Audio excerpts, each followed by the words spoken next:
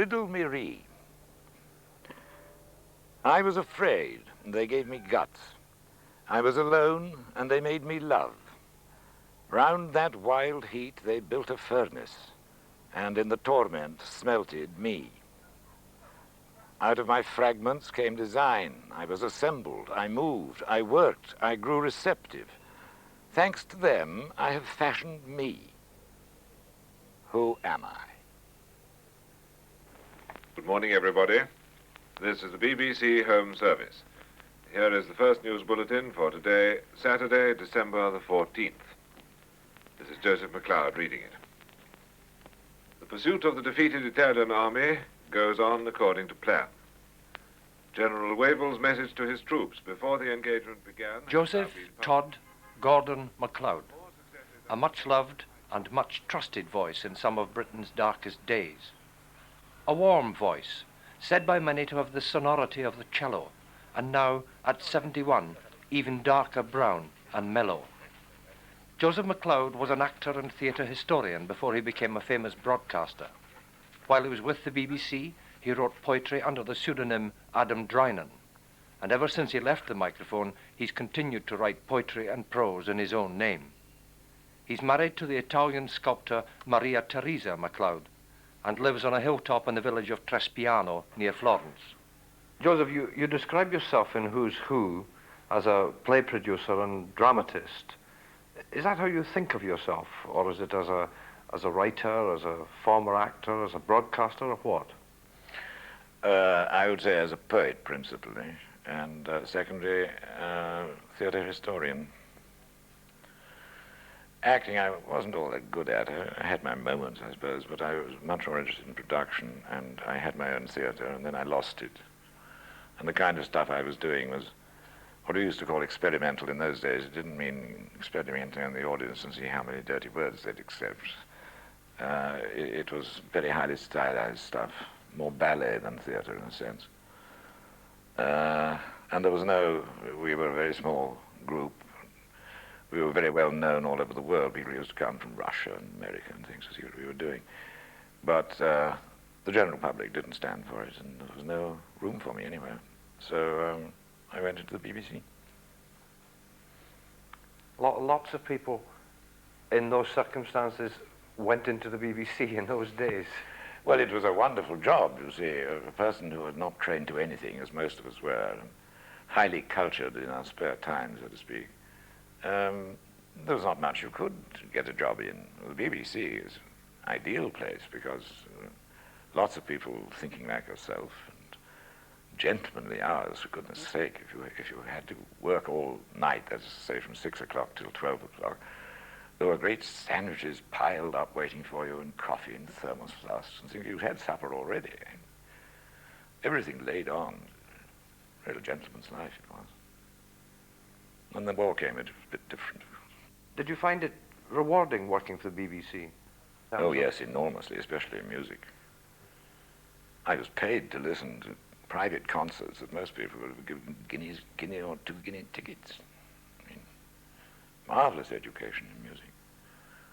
And getting to know each certain pianists were frightfully nervous. Myra Hess, for example, when she first started, she would run up and down the piano, and as she came near to the starting moment, her hands were going like that. You thought she'd never get the right note once she started, of course it was all right. And then there were certain people who didn't like to be reminded they were nervous, and some people liked to be given a cigarette because they were nervous, and some people didn't mind in the least, and so on. You got to know them all, and that was good fun. And then the news was, I suppose, really quite a contribution. The reading of the news was quite a contribution to public morale. Yes. When there was no news at all, for example, you had somehow to keep people quiet. And the tone of the voice. And when there was bad news, it was the same. I was a bit more emotional than the others. I used to get into trouble for that, but not serious trouble, really. Young people won't know how terribly special the 9 o'clock news particularly was during the war. Were those chimes of Big Ben and then the announcer identifying himself? And it was sometimes, of course, momentous news and sometimes tragic news. It must have been almost impossible not to identify yourself emotionally with the content of the bulletins. I had one or two very unpleasant moments, I must say.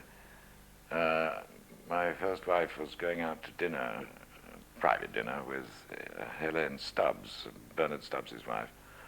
And Bernard was BBC's representative in the Navy. And I knew that he was out in the hood.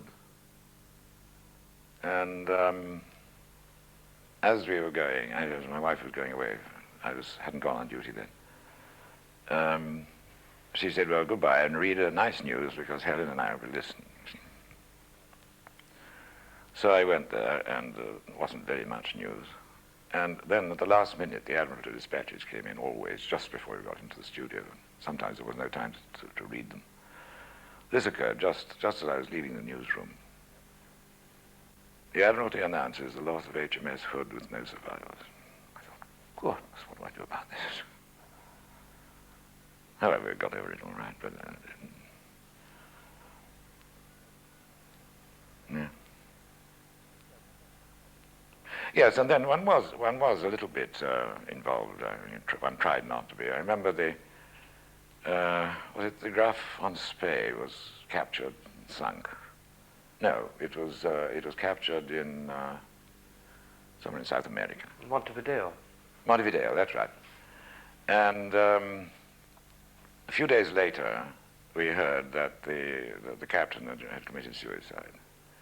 And this was, again, an Admiralty announcement, last-minute thing, and I thought, oh, I can't read this thing. If I read it like a fish, it's silly. There's no expression at all. If I read it with regret and respect, which is what I feel, then I'm accused of being a spy or something. And if I read it with triumph, well, I think I'd go and commit suicide. So I didn't know how to take it. One never rehearsed these things anyway. And I got back to the announcer's room. They'd been listening, and I said, well, what did that sound like? Because I have no idea how I was reading it. And I think it was Duncan Milne said, it sounded, Joseph, as if you had an Olympian distaste for the whole affair. I thought, well, that's probably as good as anything if I'd ever thought of. What about this glorious voice of yours that's remembered by so many people? Did you have it specially trained, or is it just a gift? Never trained at all. I didn't know about it. As an actor, I had a very loud voice. And I spoke clearly, I suppose, because, after all, I was brought up in England, but I am Scottish. My father had the Gaelic, my mother was Perthshire lass, and she never lost her accent. She was always trying to correct herself. She used to say, amped I, am I not? But I couldn't stand my own voice. When people started recording it and playing it back, I once heard from a listener that I had a voice like a cello, but it seemed to me more like a clarinet with a very bad cold. When you were sitting behind the microphone speaking to this vast anonymous public, did you have any idea in your mind of an ideal listener, or was there someone there you were actually talking to? Thanks to John Hilton. He said, it's no use sitting in front of a microphone and thinking you're talking to millions. You're not. You're talking to 5 men in a pub, an old lady who's slightly deaf, a couple of children, and a whole lot of other young, old, poor or rich, but single or twos or threes, but never to millions. You're not talking to millions. And that was my audience. And I always had some sort of imaginary person talking to him, especially the midnight news, because I had a letter from a group of nurses in a military hospital saying that they were so pleased when I read the midnight news because it made it sound as though I were talking to them personally, and it was the great event of their day. So I always talked to a group of nurses at midnight from then on. But we hated this thing of announcing ourselves. It's so rude. Bursting into people's homes and saying, here's the news, and this is so-and-so reading it. So that's frightfully important. Looking back on your time with the BBC, and by the time you left, you were halfway through your life, was it basically a happy time? Oh, yes. Oh, yes. One was doing a really important job, at least I thought so. And doing it apparently well, and that's the main thing. If you were doing a job that's worth doing and were doing it well, I didn't suggest you'd be happier. I mean, apart from personal conditions. But that's the sad thing about most people's jobs these days. Either they don't think it's worth doing, or they're not really allowed to do it well. I think there are millions of people like that. That's why they all break out. The routine, the anonymity of it. And you go and you go to your office or you go to your factory and you do a job that anybody could do. You can't really do it badly. Everything's set out. You become anonymous. Which is not life.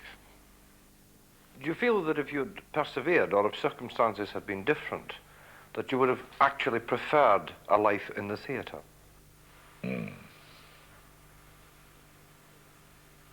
Yes, I think I would.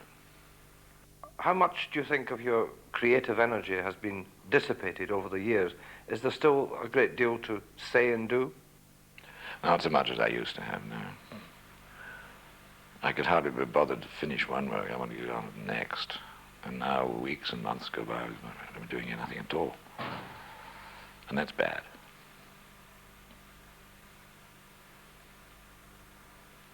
But it isn't that I don't belong. I feel I belong both here and in Scotland. But it's just that there is not the same pressure of belonging. The immediate urge, the immediate necessity which comes from belonging. Or it may be old age. I hope not. Look at people like Compton Mackenzie. It seems difficult to believe anybody should ever get old, as a writer anyway. And why do you write poetry? Can you possibly answer that? Yes, it's pure habit. I don't remember when I didn't. I can remember something that happened when I was 3. In fact, 2 things that happened when I was 3. So I think it must have been a little later than that, but not much. I didn't write it, I just sang it. It seemed to me the only thing to do. I never stopped. Except for one period when... Oh, well, that's another story.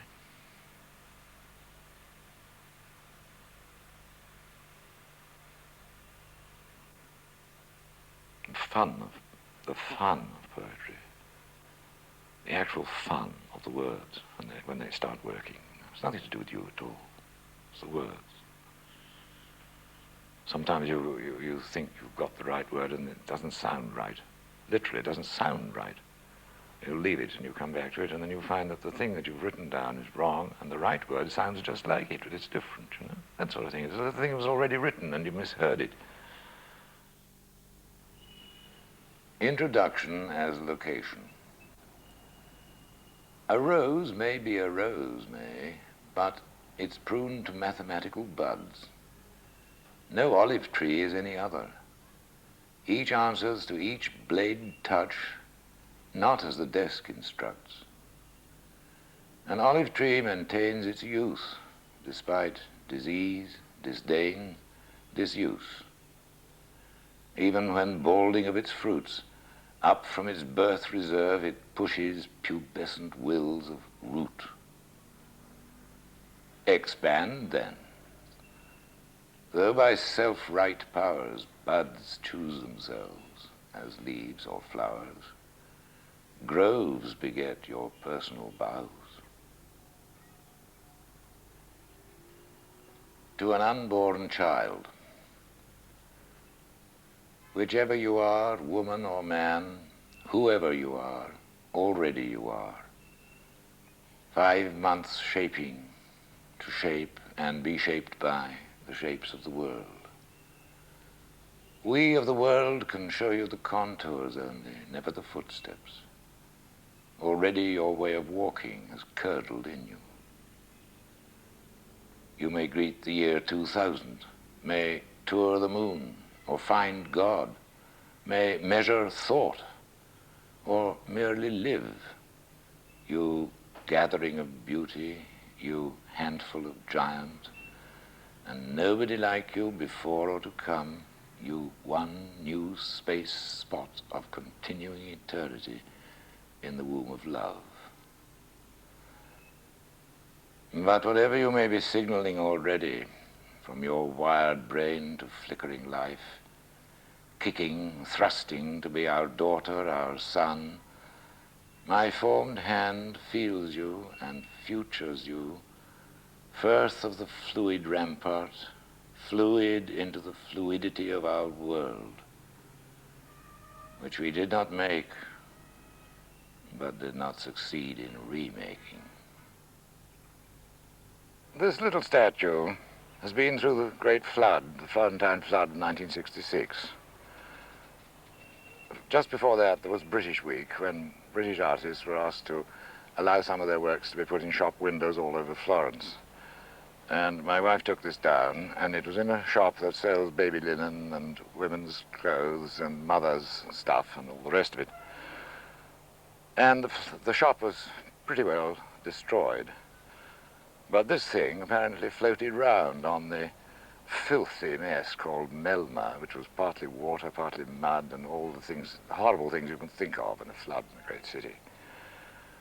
But it didn't suffer at all, except for a slight crack in this leg here, which I mended without any difficulty. As you see, it's a pregnant woman. It's one of several that my wife's made, motherhood and childhood being her forte, and also the fear, I think, deep underneath, of the fear of loss. Well, this is the fear of gain, in a sense, but it has this double value of having been through this historic flood, and the mud on it, which is now being absorbed into the terracotta, remains a little, but not more than the mud streaks on the stones of Florence, which have now almost disappeared.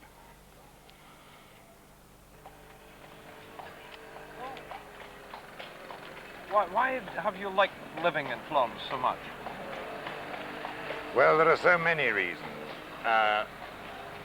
Intellectually, it's a frightfully interesting city because it's one of the few places I know where tradition is still as strong as it always has been, but it fits into modern life. For 400 or 500 years, there have been what they call the little people. That's to say the artigiani, they call them, people who are experts at their job, making things, working things. And they're completely specialized. Now, this goes on today. Even in things like motor cars, if you have a bit of a smash, you may have to go to 3 or 4 different people to have it put right. A man for the mud guards, a man for the lights, another man for the lights, another man for the carburetor, another man for the tires, and so on. It sounds rather a mess, but they all know each other, and they just hand you on. And in the end, it doesn't take any longer than going to a general garage, of which there are very few. I think that's the sort of general setup of it, but that, of course, one could find, that wouldn't be necessarily the real reason. I frankly don't know what the real reason is. I wrote a book about it called People of Florence in order to find out why I was there. And I think, I think the answer was that it's the people themselves. Florentines have a reputation for being frightfully unamenable and secretive, and they don't welcome you, but they do. I've never felt that Florentine was in any way typical morose or unfriendly, or hardly ever. Naturally, there are occasions when they're upset about something.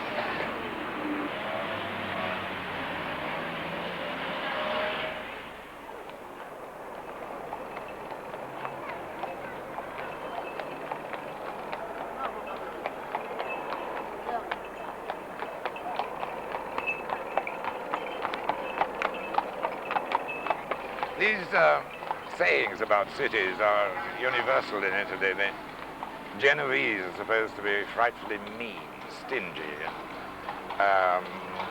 whereas they're all fools, I've forgotten where, somewhere up in the north, and so on. And the Romans very stiff. It's not true, really. How cut off do you feel from Scotland? Are you a good exile? Yes, I think I'm a good exile. The last 3 weeks before we leave, I'm not here anymore. And the last 3 weeks before we leave Scotland, I'm not there anymore. Then you just adjust. Yes, yes. Do you find that the amount of life that is on the streets here is interesting to you? Are you constantly observing the life as it is led on the streets, much more so than it is at home? Oh, yes. I think it's a little bit more vivid here. The Tuscans, the Florentines, are not passionate, excitable people any more than the Edinburghans are. But I think it's a little bit more open in a sense, the people. I don't know really that. No, perhaps that's not fair. No, I don't think there is all that much difference really. But one feels here that one is among friends, and one feels there that one's among friends, which one doesn't often feel in London, for example.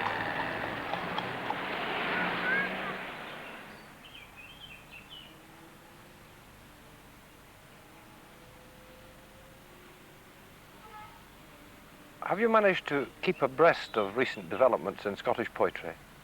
As much as I can, yes. I get lines and lines review and that sort of thing. Various papers, and Scotsman and that sort of thing. Well, unfortunately, we can't get any Scottish broadcasting here, so we're right out of that altogether. And that would have been very useful. But I follow as far as I can. I find some very interesting stuff being written. Don't think the younger poets get quite the fun out of poetry that we used to. But they have a much broader view than we had, and they're sincere, and it's a great. I don't think it's limited to Scotland, but it's a great movement that I think could go a very long way. When you said that they may not be getting as much fun out of it as you do, what exactly do you mean? It's awful penny plain instead of tuppence coloured. It's a plain statement that doesn't imply very much, and it's the implications of poetry that are what I call the fun. A friend of mine once tried, she was a professor of English literature at Madison, and she had a very difficult pupil, and she once tried to get him to read poetry. He didn't want to. He was doing a commercial course, and he had to attend one series of lectures. And finally she gave him, it was quite a long story, but in the end he said, he read the poem, and she said, well, did you like it? No. He said, why don't they say what they mean? Well, she said, actually she'd given him Antony and Cleopatra to read, and she said, well, you remember when Antony meets Cleopatra, he talks about nothing but sport. She didn't say what sport meant in Elizabethan times, but yes, well, at the end, when his body comes up, she says, oh, what a catch is here. Well, that's sport, too. You put those two together, you see, that's poetry. Oh, he said, you mean poetry isn't what you say, it's what you don't say. And she says, well, I think that's about the best definition of poetry I know. And it is, it's not really what you say, it's the things you allude to my opinion, anyway, in my opinion. Do you think the top standard of Scots poetry today is as high as it was in your young days, or maybe even higher? It's much higher now, I would say. We didn't have an Norman MacCaig, for example. We didn't have, there was a whole host of first rankers, I think, going now. And do you think that Scottish poetry as such stands up fairly well in a European context or an international context? Oh, yes. Oh, yes, indeed. And what's even more important is that the ordinary people are liking it. It's becoming part of Scottish life, not as we were, a handful of intellectuals and trying to make sense of a very difficult world. Everybody now knows how difficult the world is, but somehow they seem to find poetry of use, which is a huge step forward. During your time as an announcer in London, did you find yourself being treated in any way separately because you were a Scot?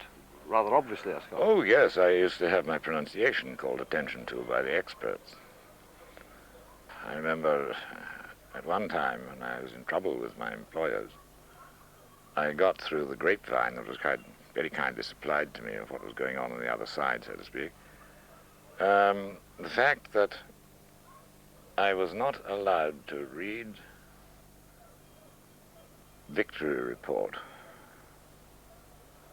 because I called a certain type of vessel, which existed in those days, a destroyer.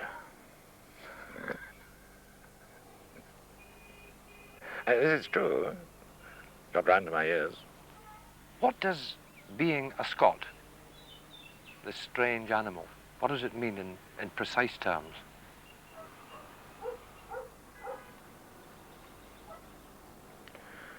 I don't think I can answer that without sounding very foolish.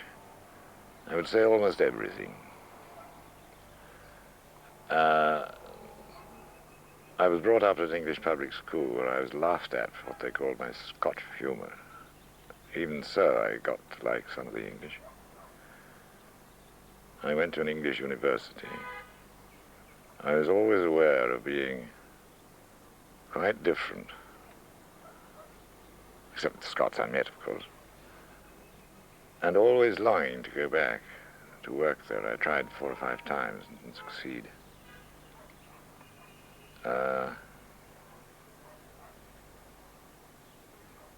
Yes, I don't think I could possibly exaggerate what it means to me.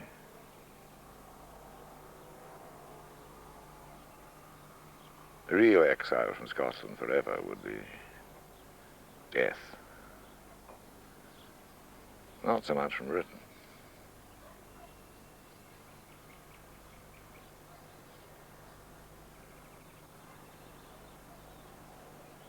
A thing you can feel proud about. You don't have to say so. If you can feel proud about something that's yours by birth, you're very lucky. You don't want much more, really, in that line. I was afraid, and they gave me guts. I was alone, and they made me love. Round that wild heat they built a furnace, and in the torment smelted me. Out of my fragments came design. I was assembled, I moved, I worked, I grew receptive. Thanks to them, I have fashioned me. Who am I?